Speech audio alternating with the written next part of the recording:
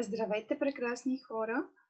Подготвих това видео с идеята да бъде полезно на много от вас, които са родители или пък са на възраст между 14 и 25, защото в последно време в моята работа, в моята практика с младите хора, това, което откривам всъщност е, че те не умеят да общуват. И не умеят да общуват, не бих го определила правилно, а по-скоро с идеята да се разкриват, да бъдат приети, да бъдат разбрани, да се наслаждават на това общуване. Ще започна с така един слайд, който всъщност е част от работната методика на позитивната психотерапия. Той се нарича балансов модел и включва тези 4 конфликтни точки: тяло, дейност, контакт и бъдеще. Като в това видео по-скоро ще обърна внимание на конфликта, контакт или на темата за контакт. Това е контактуването, комуникацията, общуването, както и да го наречем, всъщност е една от потребностите ни да се осъществяваме като индивиди, като хора, да се утвърждаваме като личности, да заявяваме себе си. Днес в 21 век смятам, че все по-често комуникацията помежду ни е нарушена и това не се дължи само на последните месеци изолация покрай пандемията, на това, че в момента също сме принудени по причини, които да съхранят нашето физическо здраве, да общуваме малко по-ограничено. Всъщност това е процес, който според мен започна преди доста време и който съвременната младеж, пак казвам от 14 към 25, дори бих си позволила да привлека към тази възрастова група и 30 годишните, които загубиха своите умения или всъщност не са им били изградени тия умения още от ранно детство. Уменията да комуникираме се формират още в нашето детство, тогава, когато ние за първи път започнем да общуваме с нашите родители. Те са първите хора, които ни показват как да общуваме, как да изразяваме емоциите, кои са правилните модели на мислене за нас, които ще ни доведат след това до различни постижения в областите, които сме избрали, до това да бъдем успешни, да бъдем щастливи в комуникацията си с другите. Защото каквато и сфера да сте избрали, на по-късен етап да се реализирате, всъщност изключително важно е да умеем да общуваме. Да умеем да общуваме по начин, който да бъдем разбрани, но ние самите да се чувстваме разбрани и удовлетворени от тази комуникация. Ето защо исках да обърна внимание с това видео именно върху темата за успешната комуникация. За това да бъдем успешно разбрани се изисква естествено да имаме и умения за това. Не може да очакваме, че хората могат да ни разбират и че винаги биха ни разбрали. Не може да очакваме, че никога няма да попадаме в конфликтна ситуация и че всички ще ни харесват. Всички тези очаквания, естествено, че ще доведат до нашите разочарования. Ето защо като родители, като възрастни хора, ние сме изключително отговорни върху това да изградим и да помогнем на децата си, ако ние самите също не можем да го направим, да изградят тези умения чрез посещение. В днешно време поне има много такива курсове, които се организират за успешна комуникация, за изграждане на социални умения. Потърсете във вашия град, вашата институция, аз самата също водя и на живо, и онлайн такива събития.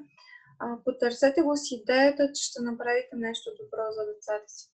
В работата ми все по-често, когато си говорим с тинейджърите, младите хора, как общуват, какви са приятелите им, така, аз нямам никакви контакти с двама-трима, които в повечето случаи играя онлайн или се виждам само в онлайн пространството.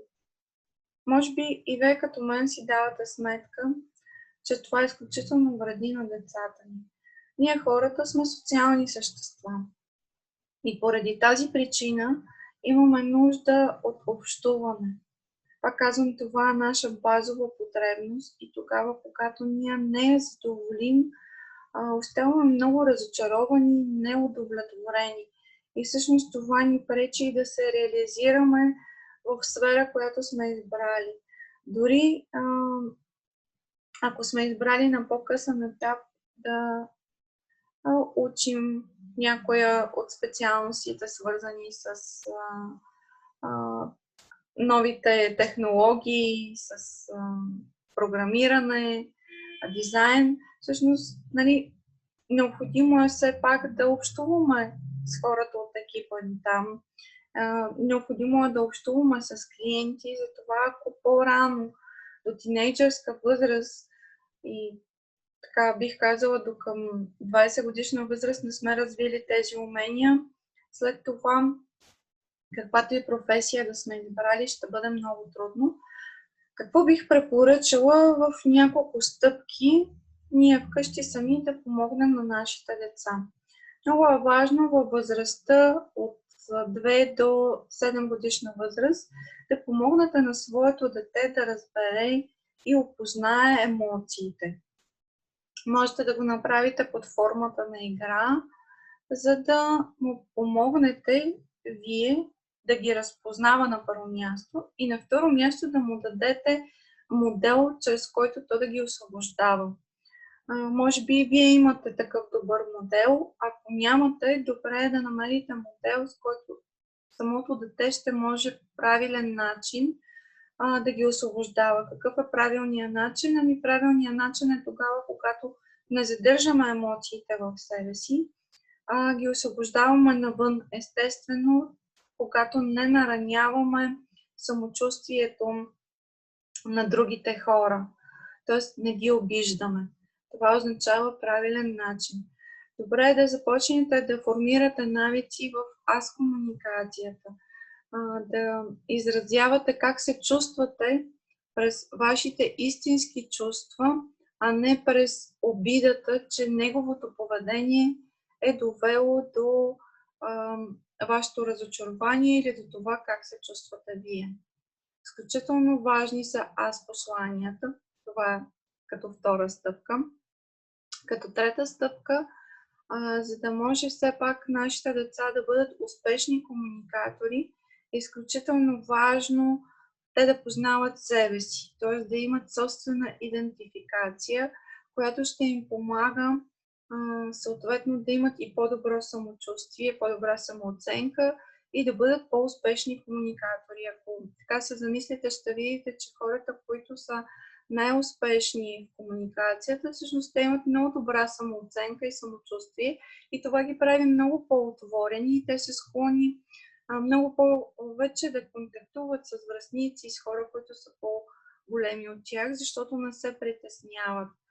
Така че добре е да помогнете на своето дете да опознае своите силни и слаби страни, съответно като сложим залог върху това да като сложим фокуса, т.е. върху това да бъдат развити силните страни на нашето дете или на нашия тинейджър, зависи вече на каква възраст е детето. След това, като четвърта стъпка, бих препоръчала това да си говорите с вашите деца на всякакви теми, да отделяте, ако щете, можете да ги наречете часове за мен и детето, или специален ден, или специален следобед за мен и детето. Тогава, когато вие му покажете, че има свободата да изразява себе си, без да бъде критикувано и вие самите също споделяте интересни, важни, полезни неща, като тук изключително важно е, понеже все пак откривам, че децата ни по някакъв начин, поради липсата, според мен, на изградена доверителна връзка, на малко по-късен етап в тинейджърските години спират да споделят какво се случва с тях.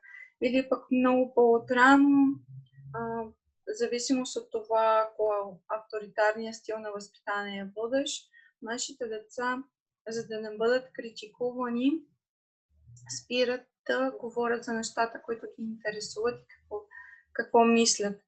Ето защо е добре да отделяме време специално за това да разбираме как се чувстват, какво мислят, какви са тяхните интереси, какво искат да се развиват, за да им помогнем по този начин също да подобрят комуникацията си и да се чувстват добре.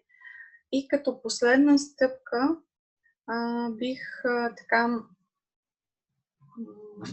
заложила на това да им помогнем и да им обясним, че е добре да се научат да изразяват и заявяват себе си, а не да се конформират. Тоест, конфликтите не биват да бъдат страшни за тях, като може би първо трябва да си направим равносметка дали те са страшни за нас и как се справяме ние с тях, защото знаете, че винаги в комуникацията си с другите ще имаме такива сблъсъци на хора, които дори да сме в близки приятелски отношения, няма да са на една и съща позиция с нас.